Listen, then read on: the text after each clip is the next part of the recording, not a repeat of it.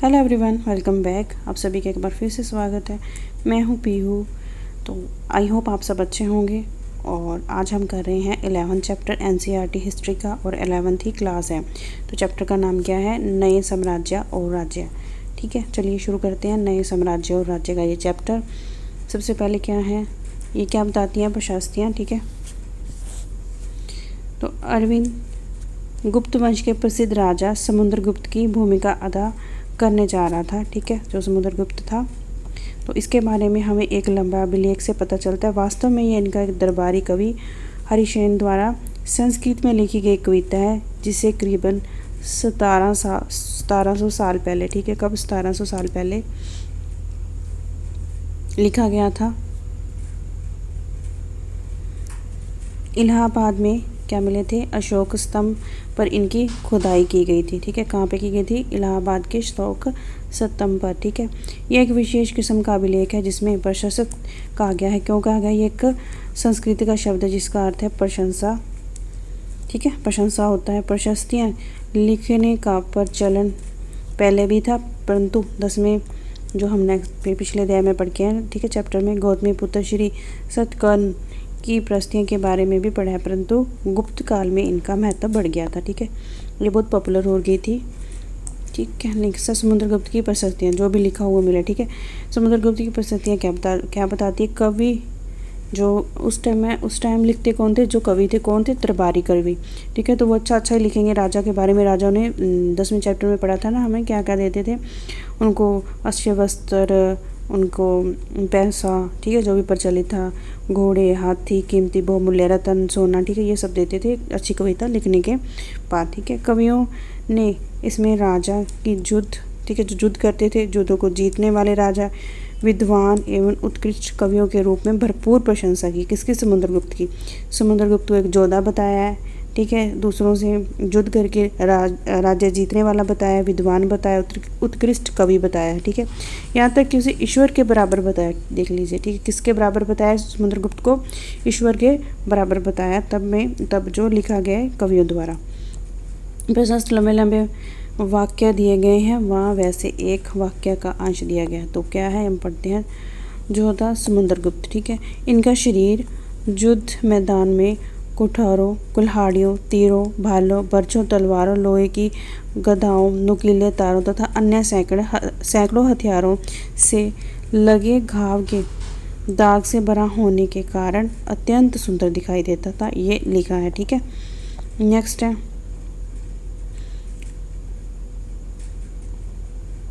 ठीक है, ये एक वो है मैप है ये वाला। ठीक है, ये वाला बाग की बात कर रहे हैं।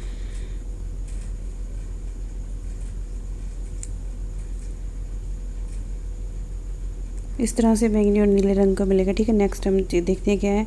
मानचित्र में हरे रंग का क्षेत्र आर्यावर्त का है, जो 9 शासकों था, जिन्हें समुद्रगुप्त ने हराकर उन राज्यों को अपने साम्राज्य में मिला लिया था। ये वाला, ठीक है, हरा वाला, ठीक है, यही है हरे वाला।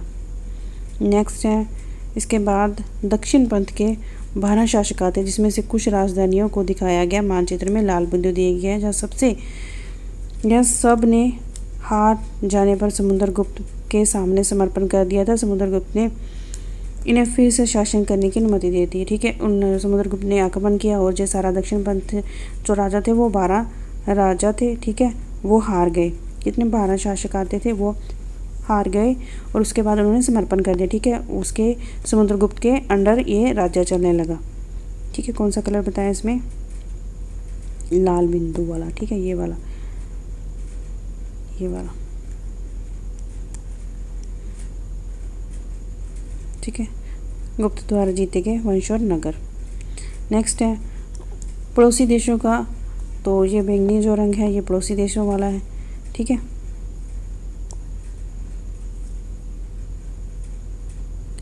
इसमें असम, तटीय बंगाल, नेपाल, उत्तर पश्चिम के कई गण आते हैं। ठीक है, समुद्रगुप्त के लिए उपहार लाते थे। यह इनकी आज्ञा का पालन करते समय दरबार में उपस्थित रहते थे। ठीक है, कोई इनकी दरबार में उपस्थित रहते थे इनके आक्रमण करते टाइम। ठीक है, और आज्ञा का पालन करते थे। बाहरी इलाके नीले रंग के हैं या कुषाण वंश थे। ठीक है, तो कौन सा रंग यहाँ पे है? कलर नीला। ठीक है, ये आ गया नीला। ठीक है, ये बारी राजा थे। तो नेक्स्ट पढ़ते हैं। इसमें श्रीलंका के शासक भी थे जिन्हें समुद्रगुप्त की अधीनता स्वीकार की और अपनी पुत्री का विवाह किया। ठीक है, कौन से आते थे? समुद्रगुप्त के जो वंशज थे वो कौन थे? श्रीलंका में भी शामिल थे। उन्होंने क्या कर दिया था? अपनी पुत्रियों का विवाह कर दिया था। ठीक है, विवाह और अधीनता स्वीकार कर ली थी। ठीक है, चलिए ये देख गया आपको, यह कनौज, प्रयागराज, पाटलिपुत्र, धनेसर, ये ठीक है, सतवाहन वंश आ गया, ये सारे। ठीक है, चोल आ गए। चोल जहाँ थे, चोल, पंड्या और ये तीनों कल हमने पढ़े थे ना, तीनों का राजा जेरा, अमरावती। ठीक है, चलिए नेक्स्ट पढ़ते हैं हम। विश्व, ठीक है, वंशवाली कहते हैं एक वंश के बाद दूसरा। ठीक है, जैसे पिता कोई नौकरी कर रहा है तो उसके स्थान पर पुत्र। ठीक है, पिता कोई राजा है तो उसके स्थान पर उसका पुत्र। अधिकांश प्रशासकीय शासकों के पूर्वज के बारे में ही बताती हैं। यहाँ प्रशासकी कि समुद्रगुप्त के क्या थे? पितामह कौन थे? पितामह जानी उसके परदादा, दादा, पिता और माता के बारे में बताती है। इसकी माँ कुमार देवी थी। लिच्छविनीगण, जो लिच्छविनीगण था, लिच्छविनीगण की थी, जो उनका गण था वो क्या था? लिच्छविनीगण की थी। और पिता चंद्रगुप्त गुप्त वंश के पहले शासक थे जिन्होंने महाराजाधिराज, ठीक है, महाराजाधिराज जैसी बड़ी उपाधि धारण की थी। समुद्रगुप्त ने यह उपाधि धारण की। इसके दादा और परदादा का महाराजा के रूप में ही उल्लेख है। इसमें यह आभास मिलता है कि धीरे धीरे इस वंश का महत्व बढ़ता गया। किसका? समुद्रगुप्त के वंश का, जो चंद्रगुप्त द्वारा चलाया गया था। ठीक है, पहले शासक थे और पहले ना अपने आप ही कोई उपाधि धारण कर लेते थे। महाराजाधिराज की जैसे उपाधि किसने धारण की थी? समुद्रगुप्त ने। ठीक है, नेक्स्ट है, ये भी क्वेश्चन पूछ सकते हैं महाराजाधिराज की। ठीक है, तो मैं किया नहीं क्या ये आज? ठीक है, इसका वर्णन क्या है? प्रशासक पूछ सकते हैं, प्रशासक अर्थ पूछ सकते हैं। ठीक है, दरबारी कवि। ठीक है, नेक्स्ट चलिए हाईलाइट वाला एक बार आप बाद में भी अच्छे से पढ़ लीजिएगा। ठीक है, समुद्रगुप्त के बारे में हमें उनके शासकों, उनके बेटे जो थे चंद्रगुप्त द्वितीय की वंशावली से भी जानकारी मिलती है। इनके बारे में अभिलेख, सिक्के भी, जो अभिलेख मिले या सिक्के मिले बहुत सारे मैंने दिखाया ना, उनके बारे में पता चलता है। पश्चिम भारत में सैन्य अभियान में अंतिम शक शासक को पराजित किया। जो अंतिम शक शासक थे उनको पराजित किया समुद्रगुप्त ने। ठीक है, उसके बाद में ऐसा विश्वास किया जाने लगा कि उनका दरबारी विद्वानों से भरा, जो उनका दरबार था उसमें बहुत सारे विद्वान लोग रहते थे। ठीक है, उनका दरबार विद्वानों से भरा था। कवि कालिदास, देखिए कवि कालिदास, खगोलीय शास्त्र आर्यभट्ट इन्हीं के दरबार में थे। ठीक है, तो कौन थे? कालिदास और खगोलीय शास्त्र आर्यभट्ट। इनके बारे में आगे पढ़ेंगे। ठीक है, नेक्स्ट चैप्टर में। ये भी याद रखना, कालिदास और आर्यभट्ट किसके दरबार में थे? समुद्रगुप्त के। ठीक है, नेक्स्ट है हर्षवर्धन और हर्षचरित्र। इस तरह गुप्त वंश के शासकों के बारे में उल्लेख है तथा सिक्कों से पता चलता है। इसी तरह से कुछ अन्य शासकों के बारे में, उनकी जीवनी के बारे में पता चलता है। जैसे हमें सिक्के मिले, शासक मिले, अभिलेख मिले हैं और मूर्तियाँ मिली हैं। ठीक है, स्तंभ मिले, सपूत मिले। ऐसे ही हमें कैसे और राजाओं के बारे में पता चलता है। उसमें से एक राजा कौन है? हर्षवर्धन, जिन्होंने करीबन कब 1400 साल पहले शासन किया। इनके दरबारी कवि कौन थे? कवि थे बाणभट्ट, जिन्होंने हर्षचरित्र लिखी थी। ठीक है, पूछ सकते हैं बाणभट्ट कौन थे? बाणभट्ट हर्षवर्धन के दरबारी कवि थे जिन्होंने क्या लिखी थी? हर्षचरित्र लिखी थी। हर्षवर्धन, इन्हें क्या बोला जाता है? ये क्वेश्चन बन चुका है। ठीक है, यहाँ तक तो क्वेश्चन बन चुका। अब ये पूछेंगे इसमें हर्षवर्धन की शब्दावली, सॉरी वंशावली क्या बोलते हैं? वंशावली क्या बोलते हैं? वंशावली, दूसरा नाम क्या? वंशावली देते हुए उनके राजा बनने तक का वर्णन किया है। ये पूछ सकते हैं, ये किसके द्वारा लिखी गई? बाणभट्ट द्वारा लिखी गई हर्षचरित्र। ठीक है, किसके बारे में? हर्षवर्धन के बारे में। हर्षवर्धन क्या था? राजा था। उसके दरबार में कवि कौन था? बाणभट्ट। ठीक है, चीनी यात्री ह्वेन त्सांग, जिनके बारे में हम पिछले चैप्टर में पढ़ चुके हैं, काफ़ी समय के लिए भारत के दरबार में रहे। उन्होंने यहाँ जो कुछ देखा उसका विस्तृत विवरण किया है। इससे भी हमें पता चलता है कौन सा राजा था, उस टाइम में क्या कुछ चल रहा था। नेक्स्ट है, हर्ष अपने पिता के सबसे बड़े बेटे नहीं थे। तो हर्षवर्धन अपने पिता के सबसे बेटे नहीं थे, लेकिन फिर भी इनके पास इनके पास राज्य आ गया। राज्य कैसे आ गया तो देखते हैं कैसे आ गया। भाई की मृत्यु, जो इनके बड़े भाई थे उनकी क्या हो गई थी, मृत्यु हो गई थी। इसके बहनोई कनौज, जो एक कनौज प्लेस है, ठीक है, जगह है, जिनके शासक थे, जब बंगाल के शासक ने उन्हें मार डाला, तो बंगाल के शासक ने उन्हें मार डाला तो हर्ष ने कनौज को भी अपने अधीन कर लिया और बंगाल पर आक्रमण कर दिया। ठीक है, जो कनौज वाला एरिया था वो भी हर्षवर्धन ने अपने अंडर कर लिया और क्या कर दिया, आक्रमण कर दिया किस पर, बंगाल पर। मगध तथा बंगाल, अब इसने मगध और बंगाल को जीतकर पूर्व में जितनी सफलता मिली उन्हें उतनी अन्य किसी जगह में नहीं मिली। कहाँ से ज़्यादा सफलता मिली थी हर्षवर्धन को, मगध तथा बंगाल को जीतकर पूर्व में जितनी सफलता मिली उतनी और जगहों से नहीं मिली थी। जब उन्होंने नर्मदा, एक नदी है, ठीक है, नदी को पार कर दक्कन की ओर आगे बढ़ने की कोशिश की तो आगे जी चालुक्य वंश आ गया और नरेश पुलकित द्वितीय आ गए। ठीक है, ये चैप्टर इंपॉर्टेंट है, ठीक है, इसमें से क्वेश्चन बनेंगे। तो कौन से अब आ गए, चालुक्य नरेश और पुलकित द्वितीय ने उन्हें रोक लिया, किसको, हर्षवर्धन को। ठीक है, नेक्स्ट है पल्लव, चालुक्य और पुलकित द्वितीय की प्रशासनियाँ। ठीक है, क्या क्या बताती है इनके बारे में, क्या लिखा है। इस काल में पल्लव और चालुक्य दक्षिण भारत के सबसे महत्वपूर्ण राजवंश थे। तो पूछ सकते हैं ये कहाँ के राजवंश थे, तो ये थे भाई दक्षिण भारत के। ठीक है, पल्लवों का राज्य, इनकी राजधानी कांचीपुरम के, क्या था इनकी राजधानी कांचीपुरम के आसपास का क्षेत्र, लेकिन कावेरी नदी के डेल्टा तक फैला हुआ था। जो कावेरी नदी थी उनके डेल्टा तक फैला हुआ था। ठीक है, राजधानी कांचीपुरम के आसपास का सारा क्षेत्र, और कहाँ तक फैला हुआ था, डेल्टा नदी के, कावेरी नदी के डेल्टा तक। जब चालुक्यों का राज्य कृष्णा और तुंगभद्र नदी तक के बीच में स्थित था। किस किस के बीच में, कृष्णा और तुंगभद्र। ठीक है, ये भी याद रखना किनका, चालुक्यों का। नेक्स्ट चलिए, चालुक्यों की राजधानी अलहोल थी, कौन सी थी, अलहोल थी। ठीक है, अलहोल थी, यहाँ एक प्रमुख व्यापारिक केंद्र था और धीरे धीरे एक धार्मिक केंद्र बन गया। ठीक है, एक तो मथुरा धार्मिक केंद्र था और दूसरा क्या था, ये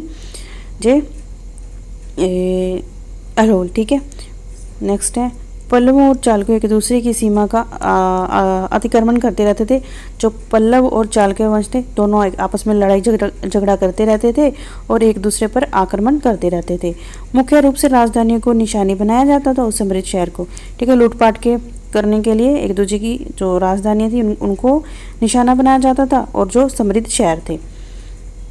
पुलकिशन द्वितीय सबसे प्रसिद्ध चालुक्य शासक थे। तो कौन था, पुलकिशन द्वितीय था, वो सबसे प्रसिद्ध था चालुक्य वंश का राजा। इसके बारे में हम उनके दरबारी कवि रवि कीर्ति, ठीक है, जो रवि कीर्ति थे उनके द्वारा प्रसिद्ध में पता चलता है, उनके द्वारा कोई कविता लिखी गई, उनके कविता से पता चलता है। रवि कार्तिक के बारे जो लिखी कविता किसके बारे में, पुलकिशन के बारे में, तो उससे हमें पता चलता है उनके क्या थे, दरबारी कवि थे। इसमें उनके पूर्वज खासतौर से पिछली 4 पीढ़ियों के बारे में बताया गया है। पुलकिशन द्वितीय को अपने चाचा से यह राज्य मिला था। पुलकिशन को भी अपने जो चाचा थे उनसे ये राज्य मिला था। नेक्स्ट है रवि कार्तिक थी, जो रवि कार्तिक थे के अनुसार उन्हें पूर्व तथा पश्चिम दोनों समुद्री तट इलाकों में अपना अभियान चलाया। कहाँ पर, पश्चिम और समुद्री इलाकों में भी अपना अभियान चलाया। इसके अतिरिक्त उन्होंने हर्ष को भी आगे बढ़ने से रोका। हर्ष का अर्थ है आनंद। कविता का कहना है कि जो कवि है क्या लिख रहा है, इसमें पराजय के बाद हर्ष अब हर्ष में नहीं रहा। ठीक है, हर्ष अब आनंद में नहीं रहा। ठीक है, इसका मतलब ये था, उसका थोड़ा मजाक उड़ाया गया। पुलकिशन द्वितीय ने पल्लव राजा के ऊपर भी आक्रमण किया, जिन्हें कांचीपुरम की दीवार के पीछे शरण लेनी पड़ी थी। ठीक है, जो वो कहाँ चला गया, कांचीपुरम के पीछे चला गया। पर चालुक्यों की विजय अल्पकालीन रही। ठीक है, जो कांचीपुरम पे आक्रमण किया और क्या हो गई, वे थोड़े समय तक ही रही थी। लड़ाई के साथ दोनों वंश दुर्बल हो गए। पल्लव और चालुक्यों का अंत राजपूत तथा चोल वंश द्वारा समाप्त कर दिया गया। ठीक है, कौन थे ये, चोल वंश और राजपूत वंश ने समाप्त कर दिया। किसका, पल्लव और चालुक्यों का। ठीक है, कौन से अब वंश आ गए, राजपूत और चोल वंश। नेक्स्ट है इन राजाओं के पास प्रशासन कैसे चलाते थे, तो ये राजा प्रशासन कैसे चलाते थे। प्रशासन की प्रथम इकाई गांव होते थे, लेकिन धीरे धीरे नया बदलाव आ गया। राजा आर्थिक, सामाजिक, राजनीतिक और सैनिक शक्ति रखने वाले लोगों का समर्थन जुटाने के लिए कदम उठाते थे। क्या क्या कुछ महत्वपूर्ण प्रशासनिक पद अनुवांशिक, मतलब एक पिता से बेटे से पिता के पद, ठीक है, बेटे जो पिता है वो उसके पद पर उसका बेटा बैठ जाएगा। ऐसे ही हरिसेन अपने पिता की तरह महादंडनायक, अर्थात महादंडनायक का मतलब क्या होगा, मुख्य अधिकारी, ठीक है, मुख्य न्यायाधिकारी, ठीक है, जैसे जज, ठीक है, द टाइप। महादंडनायक इसका मतलब मुख्य न्याय अधिकारी। दूसरा अगर कभी कभी एक ही व्यक्ति कई पदों पर कार्य करता था। हरिसेन जो था वो जो क्या था, महादंडनायक के साथ साथ कुमारस्थन, ठीक है, तो ये क्या होता है, मंत्री होता है, जो एक महत्वपूर्ण मंत्री पद है जो संधि विग्रह अर्थात युद्ध और शांति के विषयों का मंत्री होता है। कुमारमात्य, ठीक है, ये क्या बन गया था, कुमारमात्य बन गया था। कुमारमात्य एक महत्वपूर्ण मंत्री है, और एक महत्वपूर्ण मंत्री तथा एक संधि विग्राहक, मतलब युद्ध जब चल रहा है, युद्ध और शांति के विषय में मंत्री, ठीक है, जो युद्ध और शांति के विषय में बात करता है उन्हें क्या बोला जाता है, संधि विग्राहक। समता वहाँ के स्थानीय प्रशासन के मुख्य व्यक्तियों का बोलबाला था। इसमें नगर श्रेणी यानी मुख्य बैंकर या शहर का व्यापारी, सार्थवा यानी व्यापारियों के कबीले का नेता, कुलिक मतलब प्रथम कुलिक अर्थात मुख्य शिल्पकार, कार्यस्थल यानी लिपिकों के प्रधान जैसे लोग रहते थे, ठीक है, ऐसे ऐसे इनका प्रबंध चलता था। इस तरह से नीतियों कुछ हद तक प्रभावशाली भी हुई, और समय पर साथ साथ इनमें कुछ व्यक्तियों के लिए अपने अधिक शक्तिशाली हो जाते थे कि वे अपने राज्य को स्वतंत्र करा लेते थे। ऐसे शक्तियाँ बढ़ने लगी। छोटे छोटे जो सामर्थ्य, छोटे छोटे जिनके पास राज्य थे, ठीक है, छोटी जगह पर रहते थे, वो धीरे धीरे अपनी शक्ति को अर्जित करते रहते थे, अपने दोस्त बना लेते थे आसपास वाले राजाओं को, छोटे छोटे को, और वह अपने आप को स्वतंत्र घोषित कर देते थे, ठीक है, स्वतंत्र राज्य बना लेते थे। नए प्रकार की सेना राजा कुछ राजा अभी भी पुराने राजाओं की तरह सुगठित सेना रखते थे, साथ हाथी, रथ, घोड़सवार, पैदल, सिपाही, और इसके साथ साथ कुछ सेना नायक भी होते थे जो आवश्यकता पड़ने पर राजा के सैनिकों की सहायता करते थे। यह सेना नायकों के कोई नियमित वेतन नहीं था, बदले में इन्हें कुछ को भूमि दान दे दिया जाता था। दी गई भूमि में से कर वसूलते थे, जिसमें से सेना तथा घोड़ों की देखभाल करते थे, साथ ही वह इसमें युद्ध के लिए भी हथियार जुटाते थे। इस तरह के व्यक्ति सामंत कहलाते थे। सामंत क्या, सहायता करने वाले। छोटे छोटे राजा दे देते थे, जमीन दे देते, उनके आपने कर इकट्ठा करना है, इनसे जो भी आपके पास सेना है उसको, जैसे घोड़ों की देखभाल करना, ठीक है, उनको भूमि दान में मिली हुई थी सामंतों को, और वह क्या करते हैं, राजा की सहायता करते थे युद्ध में, ठीक है, हथियार भी जुटाते रहते थे। तो यहाँ कहीं भी शासक दुर्लभ होते तो यह सामंत स्वतंत्र होने की कोशिश करते।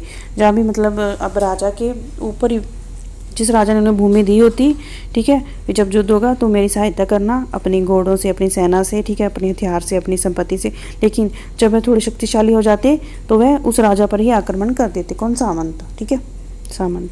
तो नेक्स्ट है दक्षिण के राज्यों की सीमा। पल्लवों के अभिलेखों में कई स्वतंत्र सभाओं की चर्चा मिलती है, ठीक है, स्थानीय सभाओं की चर्चा मिलती है। इसमें से एक था ब्राह्मण भूस्वाम्य, ठीक है, भूस्वामियों का संगठन जिसे सभा कहा गया। क्या था, ब्राह्मण भूस्वामी का संगठन जिसे क्या बोला गया, सभा बोला गया,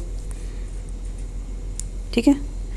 यह सभाएं उप समितियों के जरिए सिंचाई, खेती बाड़ी के से जुड़े विभिन्न कार्य, सड़क निर्माण, स्थानीय मंदिरों की देखरेख आदि काम करती थी। इन इलाकों में भूस्वामी ब्राह्मण नहीं थे। वह उर नामक ग्राम सभा के होने की बात की थी, ठीक है। तो कौन थे वो, उर बोले तो भूस्वामी थे, ठीक है, छोटे छोटे भूस्वामी जो मंदिरों की देखरेख, सड़क निर्माण, खेती बाड़ी, सिंचाई आदि का काम करते थे, ठीक है। नगरम, ठीक है, नगरम क्या थे, व्यापारियों का एक संगठन का नाम था। आप पूछ सकते हैं नगरम क्या था, नगर में एक व्यापारियों का संगठन का नाम था। इन सभाओं पर जानी धन तथा शक्तिशाली भूस्वामियों और व्यापारियों का नियंत्रण था। इसमें से बहुत सी सभाएं शताब्दी तक काम करती रही। बहुत सी जो सभाएं थी वो बहुत टाइम तक काम करती रही। अब आ गया उस जमाने के आम लोग। आम लोग कैसे थे? जैसे हम और आप। जनसाधारण के जीवन में थोड़ा बहुत झलक नाटकों में देखने को मिलती है और कुछ स्रोतों से। चलो इसके कुछ उदाहरण देखते हैं। कालिदास एक कवि थे, ठीक है, जो अपने नाटकों में राजदरबार के जीवन के चित्रण के लिए प्रसिद्ध है। उन्हें नाटकों में एक रोमांचक बात यह है कि राजा और अधिकांश ब्राह्मणों को संस्कृति बोलते हुए देखा गया है। अन्य लोग तरह महिला प्राकृत बोलती दिखाई गई। क्या बोलती थी? जो राजा थे वो संस्कृत और महिलाएं प्राकृत, ये पूछ सकते हैं, ठीक है। उस टाइम की जो आम खास लोग थे वो क्या बोलते थे? प्राकृत, और जो राजा थे वो ब्राह्मणों से संस्कृत, ठीक है। ब्राह्मण को संस्कृत बोलते हुए देखा गया है। इसका सबसे प्रसिद्ध नाटक अभिज्ञान शकुंतलम, ठीक है, शकुंतलम दुष्टम, ठीक है, नामक राजा और शकुंतला नाम की एक युवती की प्रेम कहानी है, ठीक है। इस नाटक में एक गरीब मछुआरे के साथ कर्मचारी के दुर्व्यवहार की बात की गई है। तो हम देखते हैं, ठीक है, ये शकुंतलम, ठीक है, ये अभिज्ञान शकुंतलम दुष्टम, ये इम्पोर्टेंट है। राजा की एक कहानी है, शकुंतला नामक एक युवती की प्रेम कहानी है। तो ये हम देखते हैं मछुआरे के साथ क्या हुआ था। मछुआरे की एक अंगूठी, ठीक है, मछुआरे को एक अंगूठी मिली। तो देखिए मछुआरा को एक कीमती अंगूठी मिली। यह अंगूठी राजा ने शकुंतला को भेंट की थी। एक दुर्घटनावश उसे एक मछली निगल गई। जब मछुआरा उस अंगूठी को लेकर राजमहल पहुंचा तो जब मछुआरा उस अंगूठी को लेकर राजमहल पहुंचा तो द्वारपाल ने उसे पर चोरी का आरोप लगाया और मुख्य पुलिस न्यायाधीश अधिकारी को भी बुरी तरह से पेश आया। राजा उस अंगूठी को देखकर बहुत खुश हो गया और मछुआरे को इनाम दिया। पुलिस वाले और द्वारपाल मछुआरे से इनाम का कुछ हिस्सा हड़पने के लिए उसके साथ शराब खाने चल पड़े, ठीक है। तो उसके साथ बहुत बुरा व्यवहार किया। आगे क्या हुआ लिखा ही नहीं है, ठीक है।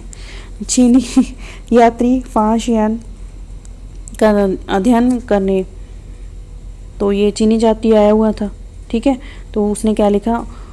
उन लोगों की दुर्गति पर भी ऊंच नीच और शक्तिशाली लोग को छूत मानते। तो तब भी ऊंच नीच था। जो एक चीनी यात्री ने लिखा है, जो फ्रांशियन था, इन्हें कई शहरों के बाहर जो लोग थे, मतलब शुद्ध अशुद्ध लोग थे, जिन्हें नगरों में रहने की इजाज़त नहीं थी, वो कहाँ रहते थे? बाहर रहते थे।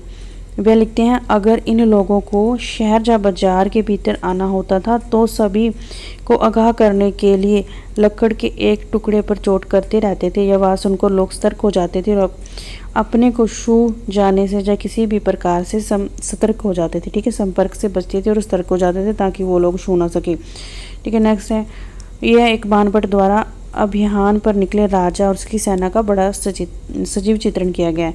अब बाणभट्ट क्या लिखते हैं तो आपको ने कमेंट बॉक्स में बताना है बाणभट्ट किसके कवि थे, किसके दरबार के कवि थे।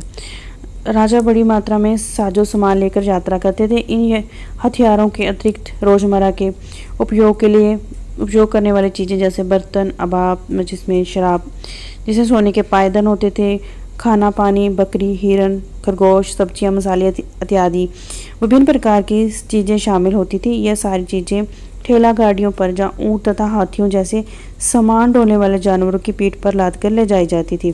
इस विशाल सेना के साथ साथ संगीतकार, नगाड़े, बिगुल तथा तुरी बजाने वाले लोग चलते थे। रास्ते में पड़ने वाले गांव, जो भी रास्ते में गांव पड़ते होंगे, ठीक है, रास्ते में पड़ने वाले गांव वालों को इसका स्वागत करना पड़ता था, ठीक है, सत्कार स्वागत करना पड़ता था। जो भी इसके जो जाते थे, जो भी इस बीच में गांव आते थे, वो दही, गुड़, फूलों का उपहार लाते थे तथा जानवरों को चारा देते थे। जो भी घोड़े, हाथी चल रहे होते साथ, वो राजा से भी मिलना चाहते थे ताकि वे अपनी शिकायत या कोई अनुरोध उसे उनके सामने रख सके। पर ये सेनाएं अपने पीछे विनाश और विध्वंस की कई निशाने छोड़ जाती थी। असकर गांव वालों की झोपड़ियां हाथी कुचल डालते थे और व्यापारियों के काफिलों के जूते बैल, जो भी बैल जुताई करते थे खेतों में, हलचल भरे माहौल से डरकर भाग खड़े होते थे। बाणभट्ट लिखता है, पूरी दुनिया धूल की गर्त में डूब जाती थी। जब देखो जब राजा महाराजा उस टाइम में जाते थे अपना पूरा लाव लश्कर लेकर, वो जिस भी गांव में पहुंचते, ठीक है, वो गांव वाले उनका स्वागत करते, किससे, दही गुड़ शक्कर से, और फूलों का हार देते और जानवरों को चारा भी देते। लेकिन जहाँ पर हाथी बड़ी बड़ी बस्तियों, जो उनकी झोपड़ियाँ थी, बड़ी बड़ी बस्तियाँ बना के रहते थे, उन झोपड़ियों को कुचल देते, ठीक है। व्यापारियों के जो बिगल बजाते और काफिला निकलता था साजो सामान वाला, ठीक है, तो वो उनकी हलचल से क्या, जो बैल जुताई कर रहे होते खेत में, वो भी डर के भाग जाते हैं। पशु तो डर के भागेगा ही ना, उसे तो नहीं पता कि राजा महाराज जी जा रहे हैं, ठीक है। तो क्या लिखते हैं बाणभट्ट कि, सॉरी, हर्षवर्धन लिखते हैं ये, ठीक है। हाँ, ये बाणभट्ट ने लिखा है, ठीक है, बाणभट्ट द्वारा लिखा गया है। बाणभट्ट जी क्या लिखते हैं, पूरी दुनिया धूल की गर्द में डूब जाती थी, इतनी धूल उठती थी, इतने हाथी घोड़े पैदल सेना, ठीक है, साजो सामान, ठेला गाड़ियाँ, जानवर की जो सामान ले जाया जा रहा है उन पर बिगुल नगाड़े संगीत चल रहे हैं, ठीक है। तो पीछे बहुत भयंकर वाली धूल उठती थी, ठीक है। अब नेक्स्ट पढ़ते हैं। मारूभूमि होते हुए भी सदियों से अरब यातायात का एक बड़ा केंद्र रहा है। दरअसल अरब व्यापारी तथा नाविक ने भारत और यूरोप के बीच समुद्री व्यापार बढ़ाने का एक महत्वपूर्ण भूमिका निभाई, अब भी निभा रहा है, ठीक है। कौन, अरब में रहने वाले अन्य लोगों में बेदुअन, ठीक है, ये बेदुअन कुछ लोग हैं जो कि घुमक्कड़ कबीले के थे। कौन से कबीले में थे, घुमक्कड़ बेदुअन, ठीक है। ये मुख्य रूप से ऊँटों पर आश्रित थे। कौन सा ऊँट, तब रेगिस्तान में तो ऊँट ही चलेगा ना, ठीक है, और तो कोई सर्वाइव ही नहीं कर पाएगा, ठीक है। दूसरा पशु, क्योंकि यह एक मजबूत जानवर और मरुभूमि में भी स्वस्थ रह सकता है। लगभग 1400 साल पहले पैगंबर मोहम्मद, ठीक है, ने अरब में इस्लाम का एक नए धर्म की शुरुआत की। नए धर्म की शुरुआत हो चुकी है 1400 साल पहले। उनके पैगंबर कौन थे, पैगंबर मोहम्मद ने अरब में इस्लाम, कहाँ पे बेसिकली आई है, पहले अरब में, ठीक है। जब भी पूछ सकते हैं इस्लाम सबसे पहले कहाँ पे, एनसीईआरटी के हिसाब से, ठीक है, कहाँ पे आया, तो ये आया अरब में, ठीक है। नए धर्म की शुरुआत हो चुकी थी। और ईसाई धर्म की तरह ही इस्लाम के अल्लाह को सर्वोपरि माना जाता था। तो इसके बाद सभी को समान माना जाता था। यहाँ इस्लाम धर्म के पवित्र ग्रंथ कौन सा है, कुरान का एक अंश दिया गया है, ठीक है। हम पढ़ते हैं क्या लिखा है इसमें। मुस्लिम स्त्रियों और पुरुषों के लिए विश्वास रखने वाले, स्त्रियों और पुरुषों के लिए भक्ति, स्त्रियों और पुरुषों के लिए सच्चे स्त्रियों और पुरुषों के लिए धैर्यवान और स्थिति मन के, स्त्रियों और पुरुषों के लिए दान देने वाले, स्त्रियों और पुरुष के लिए उपवास रखने वाले, स्त्रियों और पुरुषों के लिए अपनी पवित्रता बनाए रखने वाले, स्त्रियों और पुरुषों के लिए अल्लाह को हमेशा याद रखने वाले, स्त्रियों और पुरुषों के लिए अल्लाह ने इन सब के लिए क्षमा और पुरस्कार रखा है। क्या रखा है, क्षमा और पुरस्कार, ठीक है। माफ़ भी किया जाएगा और पुरस्कार भी दिया जाएगा जो अल्लाह में विश्वास रखते हैं, ठीक है। तो नेक्स्ट है, अगले 100 सालों के दौरान इस्लाम उत्तरी अफ्रीका, स्पेन, ईरान, भारत में फैल गया। अरब नाविक जो उपमहाद्वीप के तटों और बस्तियों से पहले ही परिचित थे, वह अपने साथ एक नए धर्म को लेकर आए। अरब के सिपाहियों ने करीबन 1300 साल पहले सिंध, जो आज के पाकिस्तान जीता है, ठीक है। कब आया ये धर्म, ये सिंध में कब आया, 1300 साल पहले आया, ठीक है। कौन लेके आए, अरब के जो सिपाही आए थे, ठीक है। पहले सबसे मोहम्मद जो हुए थे पैगंबर इनके, तो ये कहाँ हुए थे, मुस्लिम के, तो ये हुए थे इस्लाम के, तो कहाँ हुए थे, 1400 साल पहले पैगंबर मोहम्मद ने अरब में इस्लाम नाम का एक नए धर्म की शुरुआत किया। होप आपको समझ में आ गया होगा। तो ये था आज का चैप्टर, प्रस्तार, आर्यावर्त, दक्षिण पंच शब्दावली, अनुवांशिक, समान, सभा, नर्म, ठीक है। ये से इनके वर्ड, आई होप आपको समझ में आ गया होगा सारा, ठीक है। तो जो आपको बताना है कि बाणभट्ट किसके दरबारी कवि थे, कमेंट बॉक्स में। तो ये थी आज की क्लास, आई होप आपको अच्छी लगी हुई। क्वेश्चन यहीं से बनते हैं, तो चलिए यहीं ख़त्म करते हैं। आई होप आपको अच्छा लगा होगा। Like, share and subscribe. Thank you everyone, this is a pure signing off, take care.